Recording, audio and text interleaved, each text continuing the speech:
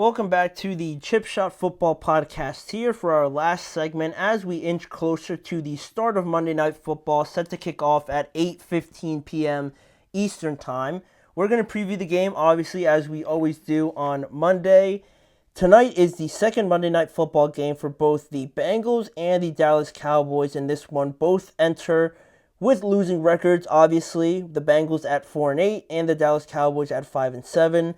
Very similar, not only in record, but we just finished talking about how the contract situation and trying to fill out the rest of this roster for the Cowboys, obviously, this year, and then the Bengals, you presume this upcoming year with trying to improve the defense drastically, and how, they share at least those similarities, right? And how they play each other tonight on Monday Night Football. But obviously, with the records and things like that, it's obviously been a frustrating season for both of them, who, when healthy, would probably both of these teams be right up there in the mix for the playoffs. The Cowboys you'd have to think, be up there with the Commanders at least, and the probably just the Commanders. The Packers are like 9-3 right now, right? Or like 9-4. So, they're having a very good year, and I don't know if the Cowboys would be quite that, but I would have to imagine they would be trying to get in with the Washington Commanders for that last spot, but very much still in the mix. They're not technically eliminated, but I don't believe they're going to make the playoffs. So for me, they have been eliminated. And the same thing for the Bengals, obviously, right? When healthy, or not even when healthy with them, just the expectation was just not there. The expectation didn't really meet up to what we got, right?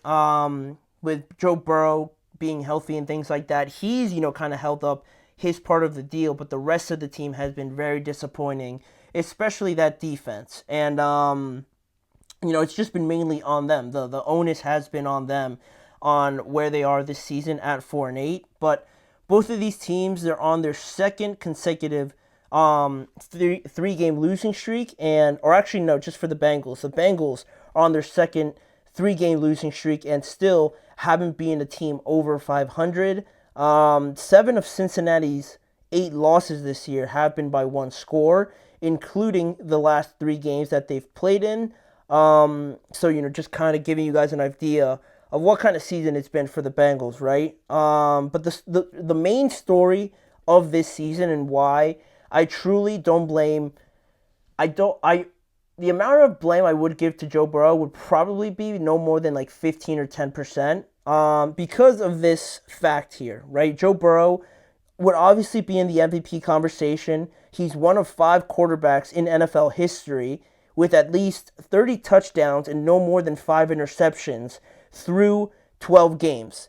The worst record for the other quarterbacks that have those same stats through 12 games in NFL history, the worst record that any of those other quarterbacks has had has been 9-3. And Joe Burrow, included in that group of those other guys, has a record of 4-8, which is unbelievably just absurd. It's absurd how, it's just the opposite record. One's 9-3 and the other one's 4-8. And the quarterback can only do so much, obviously, right? And, he has been at fault, with some turnovers and things like that. But when you have such a drastic difference like that, I have to presume and just put a lot more of the blame on everybody else than just one guy, right? So I think that's been the story of the season, just how historically great Joe Burrow's been playing, but still they have a losing record, which is insane. And just focusing more on this matchup between the Cowboys and the Bengals. Prior to tonight, Dallas has beaten Cincinnati 5 times in a row and are 7-1 at home against the Bengals. Cincinnati's most recent victory in Dallas was in 2004. So, just giving you guys a bit of history there for this matchup, because I always think those things are, for how crazy it might sound, are pretty accurate, and they are what they are for a reason, at least in my mind, right? I'm not sure if I'm the only one to put so much stock into it, but, it is what it is for a certain reason, I have to believe. And to focus more on the Bengals here for a second, they're coming off of a loss to the Pittsburgh Steelers. It was 44-38, another game where The Bengals put up 35 plus points, but they lose. And that means they're 1-3 in the division, and they're dealing with some pretty big injuries, right? I waited for the inactives to come out to kind of give you guys the most accurate information about who's playing tonight and who is not playing. And on the inactives tonight for the Cincinnati Bengals, the biggest one is obviously Orlando Brown. He is dealing with a fibula injury that had him out for a couple games before, and he returned against the Steelers, but now he is out again. And also along those lines, Logan Wilson, their starting linebacker, did not play last week, and he was officially placed on the injured reserve, so he's not going to be playing tonight, obviously. And Evan McPherson, their starting kicker, was also placed on the injured reserve because of a groin injury, I want to say. And also, one that's going to fly under the radar is going to be Sheldon Rankins. He's not on the IR or anything like that, but he is inactive tonight. Their defensive tackle, a huge part of their run defense, is not going to be there tonight. So that's obviously 4 starters right there and 4 phases of the game where the Bengals desperately need help. You're talking about Joe Burrow's blind side with Orlando Brown, the starting linebacker in Logan Wilson. The kicker obviously is huge. And Sheldon Rankins, right? For a defense that already hasn't been great, losing a guy like that in the middle of your defensive line is always going to be a huge, huge problem for the Bengals. So that's something that they're going to face tonight. But it's not to go without saying that the Cowboys are also not facing a good amount of injuries that are pretty significant. Leading up into this game, Trayvon Diggs was questionable to play, but I don't see him on the inactive, so he is set to go tonight, which is huge. If they didn't have him, it was not going to be great for them facing Jamar Chase, but at least they're going to have Trayvon Diggs out there. But on the injury report for them, offensive guard Zach Martin officially announced that he was going to have surgery on his ankle, so he's obviously not going to play, and he's out for the remainder of the year. Also, no Dexter Lawrence. There was an idea he could return for tonight's game, but he is still inactive and still trying to work his way back to eventually play. And their rookie tackle, Tyler Guyton, was dealing with an ankle injury and a shoulder injury, but also I don't see an injury designation on him, so he is probably expected to play tonight, which is at least a positive for them, considering their O-line and trying to protect Cooper Rush and everything. So on that note, on Cooper Rush, back when Dak Prescott, was dealing with that severe ankle injury, Cooper Rush obviously stepped in as a starter, right?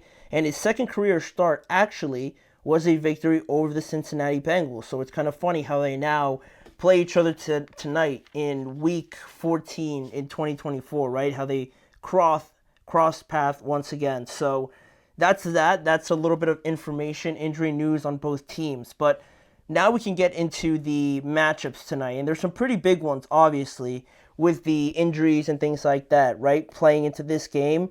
It starts with the matchup between Jamar Chase and Trayvon Diggs. There was a possibility that I thought Trayvon wasn't going to play, but Trayvon should be out there, and he's going to have the difficult task of trying to stop Jamar Chase, which is not a one-man job, obviously, but he is going to be seeing him a lot. It's funny because they played in college together, or against each other, I should say. So that you have that LSU Alabama, kind of rivalry there. And Trayvon Diggs last played Jamar Chase back in 2022, and he held Jamar Chase to 54 yards last time, which obviously I'd assume doesn't sit well with Jamar. So there is that bit of animosity, that bit of extra motivation in a season, right, where you're 4-8 and you're trying to look for that motivation. I think is going to lead to a lot of exciting things tonight. So that's going to be something to watch out for. Joe Burrow is going to be looking for him. So that's going to be something to watch. Then another matchup is going to be Cooper Rush and CeeDee Lamb against Cincinnati's secondary. They just allowed Russell Wilson to throw for 414 yards and 3 touchdowns all over them. So I know it's not Dak Prescott with CeeDee Lamb, but for a defense that's given up those kind of numbers, right? it does give you a bit more optimism, at least to me, about Cooper Rush. So, especially at home, where, Cooper Rush has played them before, obviously completely different teams, but it shouldn't give you a reason to be like, oh, Cooper Rush, like there's no chance, right? I mean, Russell Wilson, obviously, I would take him over Cooper Rush, but those numbers are not very good. It's not like it was like 250 for like 2 touchdowns or something. It was 400 for 3. So you're telling me Cooper can't get like 225 and a touchdown or 2? I think it opens the door for that, especially when you have a guy like CeeDee Lamb. If the Bengals secondary can tighten up, or are they just going to get torched again, will be the question in that matchup. Before we get to our last one, which is arguably the most important one, because I think in this matchup, whichever one wins, you arguably are not really going to get a lot from the other two. And what I mean by that is Micah Parsons going up against a backup left tackle for the Cincinnati Bengals with Orlando Brown not playing. You can guarantee that Micah is not going to move from that matchup against a backup left tackle. We're going to see him there all night.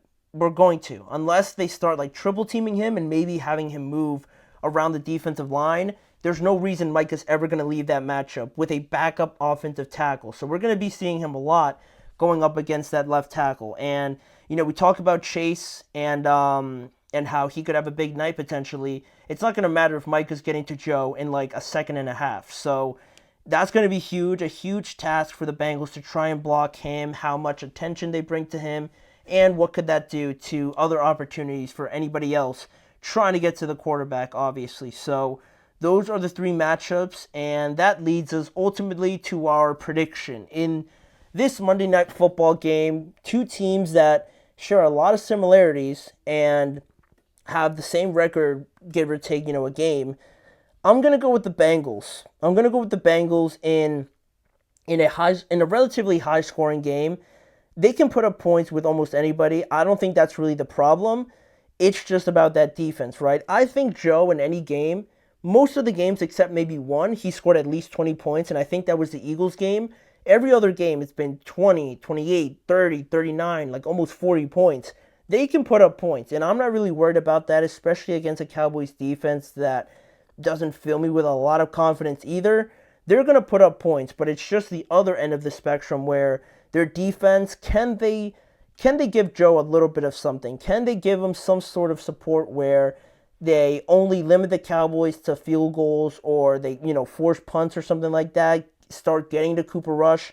All of that is going to be huge in this game. So I'm going to go with the Bengals to win. Dallas could try to slow the game down through Rico Dowdle. That's another guy that I failed to mention. He's coming off of his first 100-yard game, so that could be another avenue where you could try to run the ball a lot and keep Joe Burrow and that offense off the field. But then, that defense comes into play again. Can the Bengals defense limit that and, force some 3 and outs? That's going to be the MO of this game. But ultimately, I think the Bengals are going to win. I like them more as a team, especially at this point in the year, with no Dak Prescott, no DeMarcus Lawrence, no Zach Martin. I like the Bengals and their players more than what the Cowboys are dealing with. So I'm going to go with the Bengals to win tonight. And that is only set to kick off in about 40-ish minutes. So we're going to sign off. That is everything for today's show. I want to thank you guys for joining me. Please remember to like, follow, and subscribe to the show at the Podcast Network channel and the GSMC Sports Network channel, obviously on YouTube, where you can catch more of these live shows and more coverage around the NFL with me, Manny Maradiaga, as your host. We're going to go watch Monday Night Football, and I'll see you guys back here again tomorrow, like I do every weekday at 6:30 p.m. Eastern Time, to reflect on Monday Night Football and also continue to talk about the rest of Week 14.